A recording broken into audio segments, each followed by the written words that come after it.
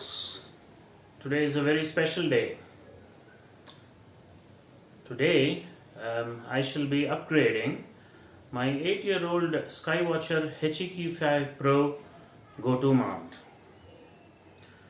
I had ordered the Rowan Astronomy belt modification kit for the HEQ5-PRO.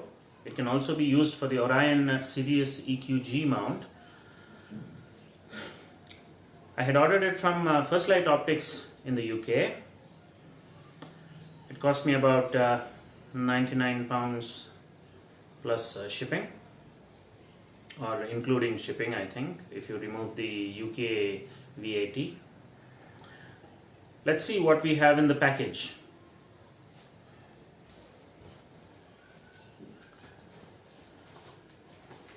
This is not what I expected. It's been packaged in a very thin walled cardboard box. No multiple layers. There seems to be some foam on the inside. So I'm guessing that there might be some other box on the inside and this must be an outer cover, but then it shouldn't have been ripped.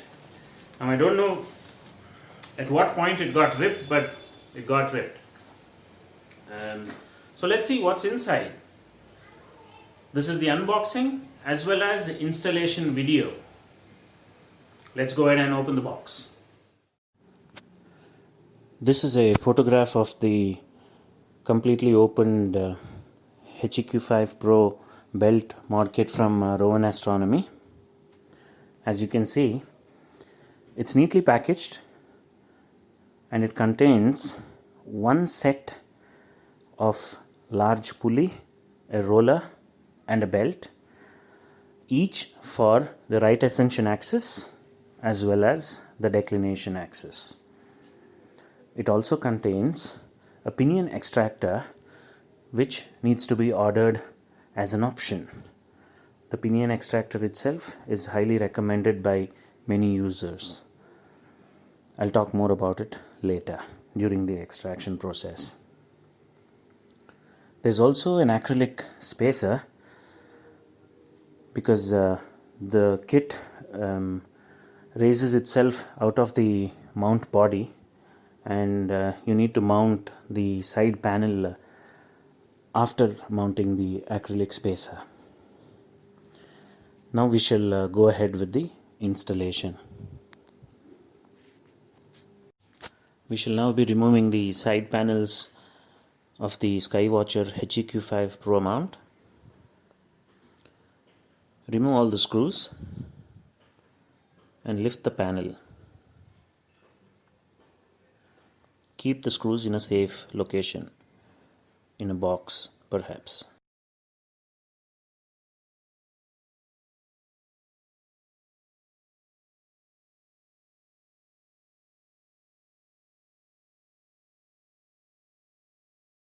Once you lift the panel, you need to remove the front cover along the declination shaft.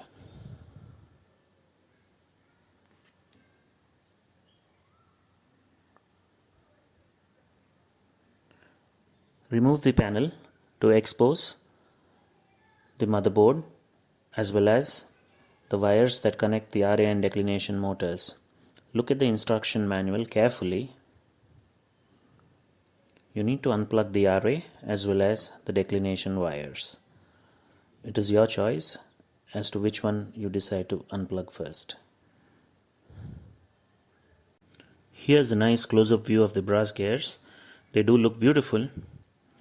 Use the Allen key supplied with the belt drive kit to loosen the motor retaining bolts.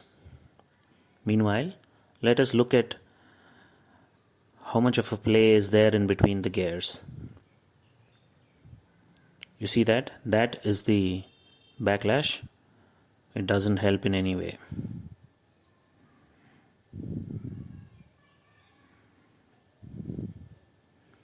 The belt drive kit is supposed to reduce the backlash and make the mount much more silent.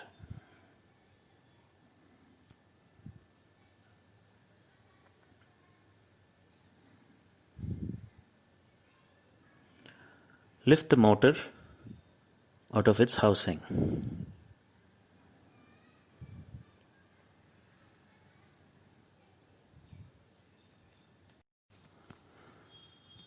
We are at my table, and let us begin by loosening the two grub screws that hold the gear in place on top of the motor plate.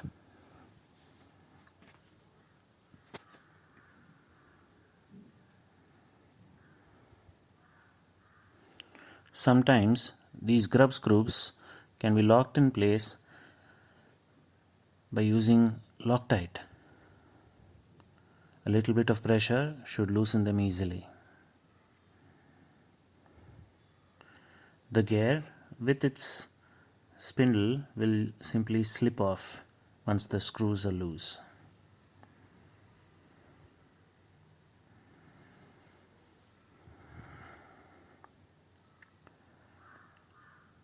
Using the supplied Allen keys that came with the kit, loosen the motor mounting plate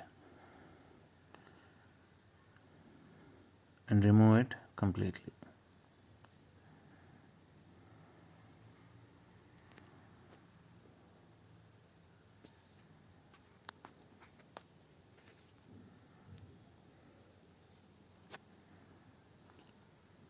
Keep it aside safely. Use the pinion extractor which was ordered with the kit and extract the gear attached to the motor shaft.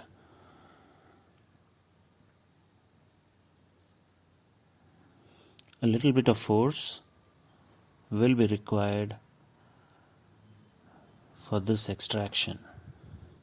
The pinion extractor is highly recommended by all users.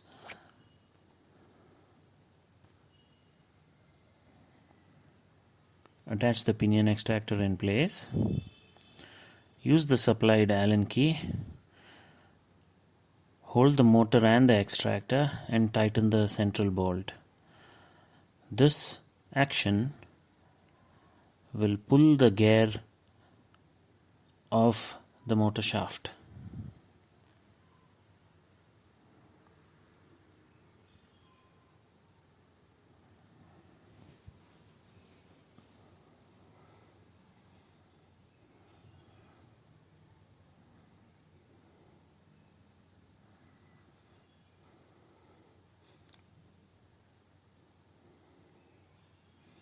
You see, this is the central gear. Use the packaged HEQ5 deck axis belt kit.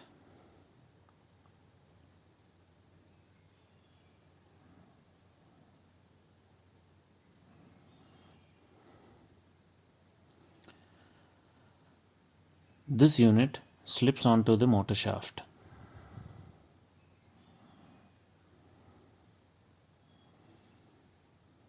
It has very few teeth on it. Loosen the grub screws with the supplied Allen keys.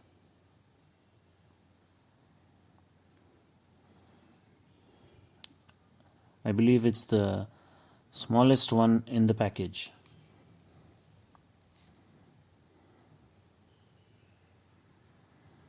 Loosen the grub screws and slip this part onto the motor shaft. The instructions say that you need to have a 5.5 millimeter gap between the motor body and the part itself, but it looks like it automatically sits at that same distance. Tighten the grub screws so that you don't have any accidents while the mount is in operation.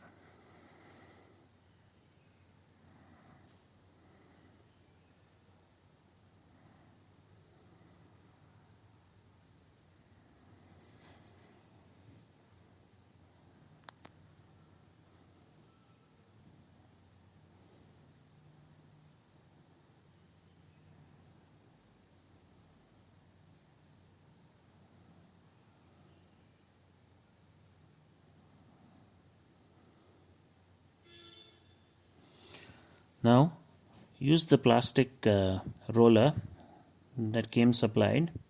Make sure you're using the roller for the deck axis, it's smaller. Slip it onto the motor mounting plate and make sure that the center of the roller and the central unit, the one with the less number of teeth, they are aligned to each other as per the instruction manual. Otherwise the belt could slip off.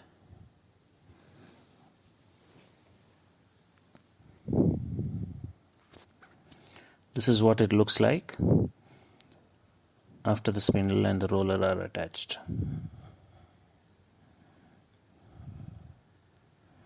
Here's a nice close-up view of the mount.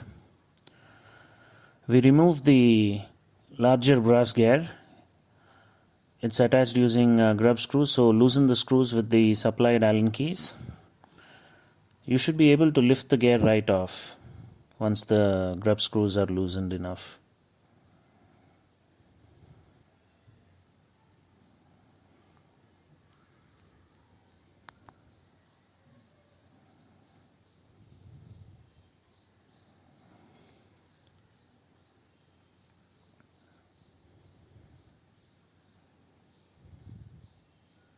There we are.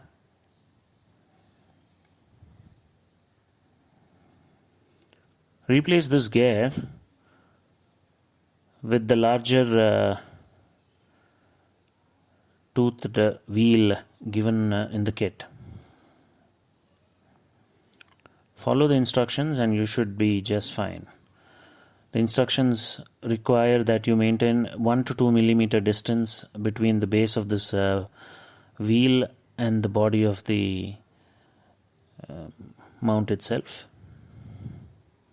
I think you could use a 2 millimeter Allen key to get the right spacing. Even a 1.5 millimeter should do. I just did it by line of sight. An approximate distance should be good enough. Tighten this unit using the Allen key supplied. The grub screws this time are at the bottom end of the wheel, unlike the brass gear earlier where the grub screws were on the top.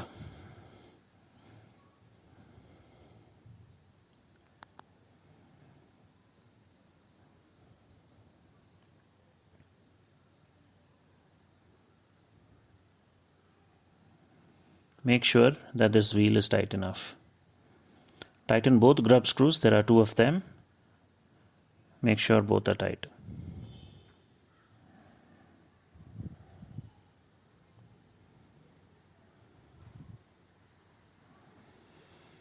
Okay, after that, insert the motor back in its housing. Make sure that the cables are routed correctly and the orientation of the motor itself should be right.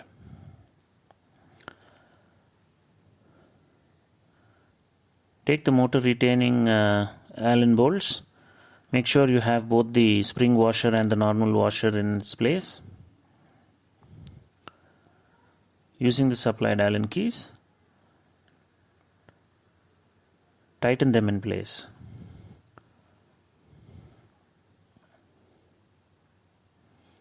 Don't tighten them completely until you finish installing the timing belt.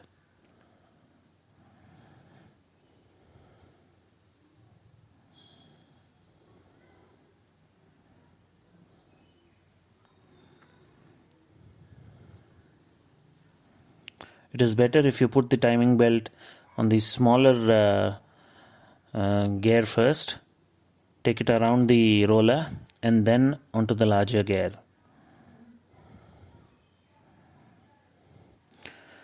The instructions require a 2 mm slack, but you need to play around with the motor distance itself and then get the slack right. A little bit of trial and error should do the trick. Make sure the axis is moving once everything is in place.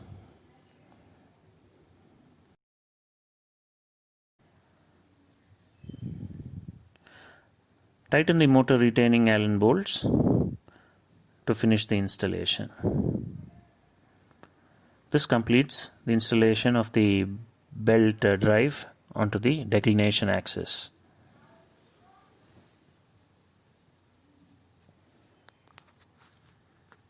Now we shall do the belt modification for the right ascension axis.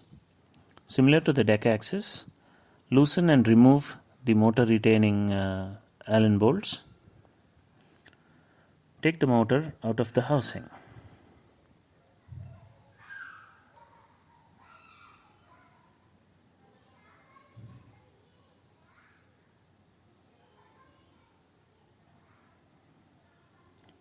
That's a nice close-up of the motor itself with its original gears. Back to the desk.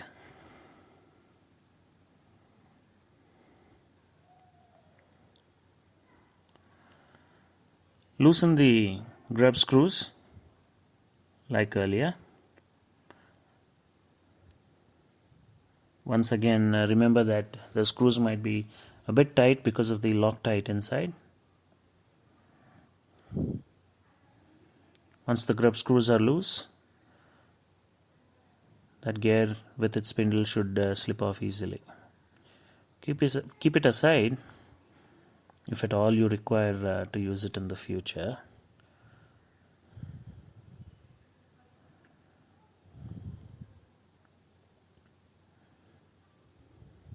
Now we shall open up the RA axis belt kit.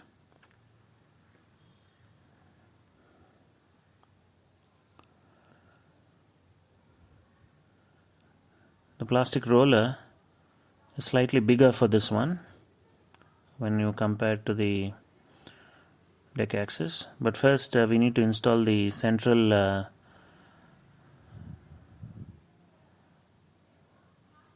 gear, which has the lesser number of teeth.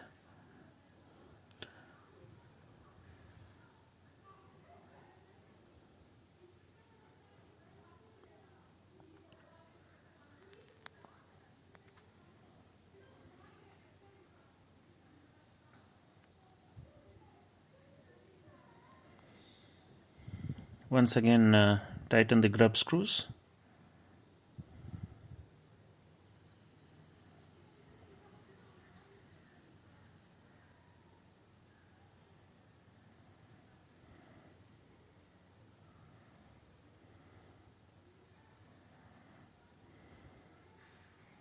Make sure everything is okay.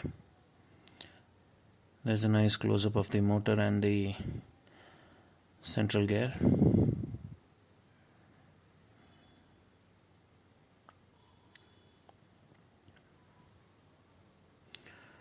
Similar to what we did with the declination axis, we have now installed the roller onto the motor plate. Make sure that the center of the roller and the center of the gear are aligned. As long as you follow the instructions, you should be absolutely fine. A color version of the instructions is, by the way, available on the Rowan Astronomy Belt Mod Kit website. Make sure you tighten the grub screws. It's always better to double check.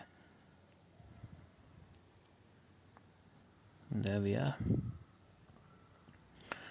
That looks ready to be put back into the motor housing.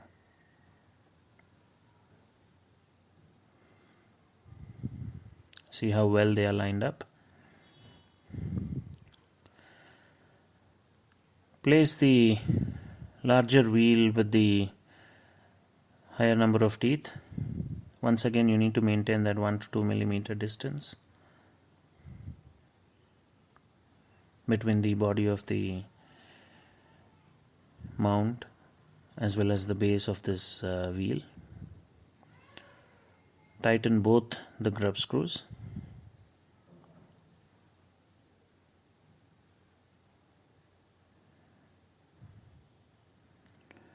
Make sure it doesn't slip off.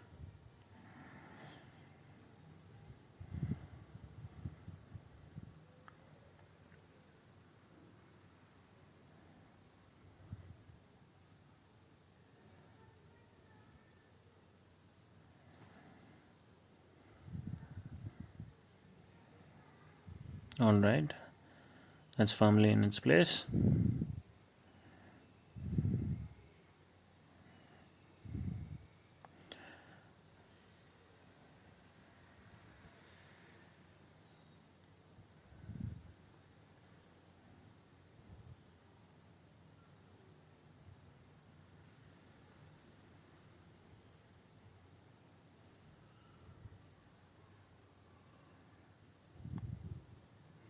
I'm adjusting the spacing between the mount housing and the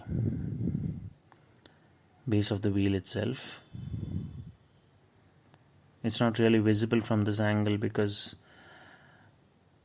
it's a very restricted space down there.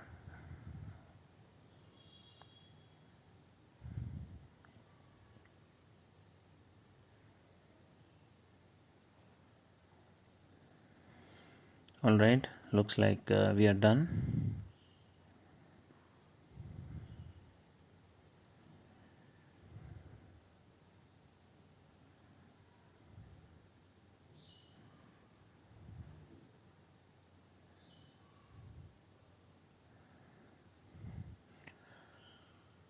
Install the motor back in its housing and lightly tighten the Allen bolts to keep it in place.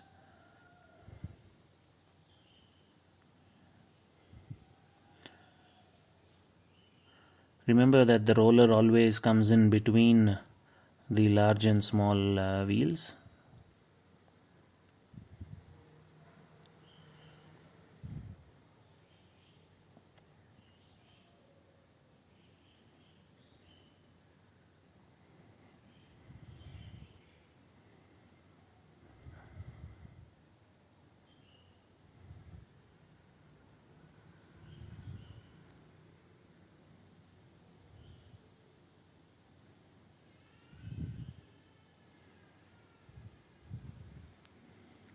Alright, the motor screws are in place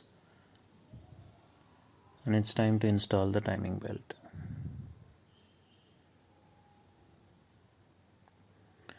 This one's a little tricky because the roller itself is larger and the gap between the large roller and the larger tooth wheel itself is very little.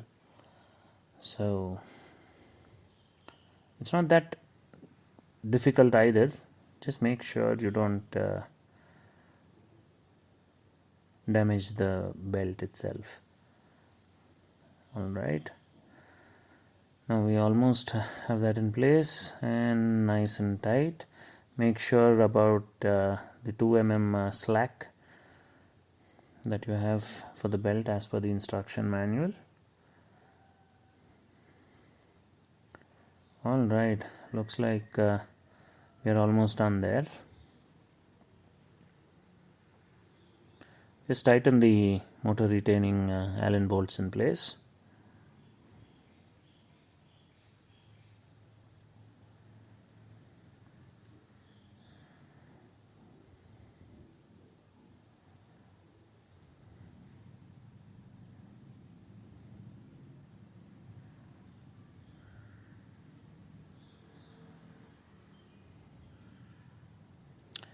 Once that is in place, attach the spacer, acrylic spacer, which is supplied with the kit itself.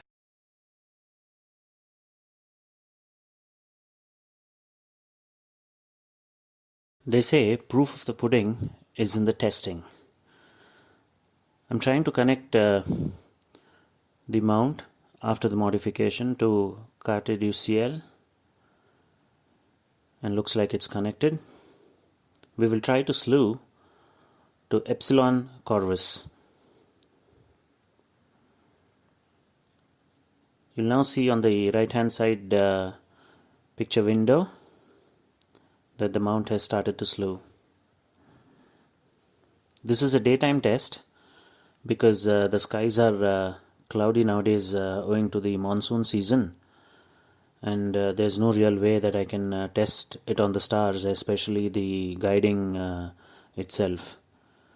I shall be making another video to show the guiding graph itself, but given that the mount is slewing and there's no trouble, looks like the modification is a success. But let's try slewing to another star on the western side of the meridian.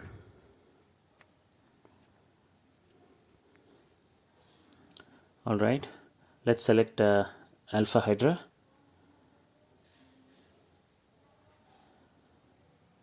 And there we are. The mount has started to move.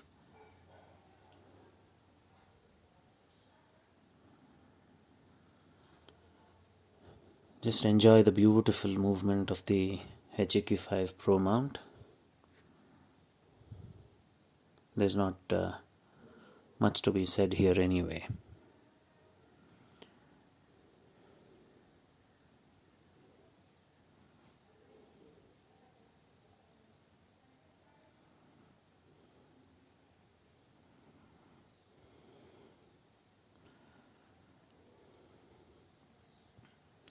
It's almost there at Alpha Hydra.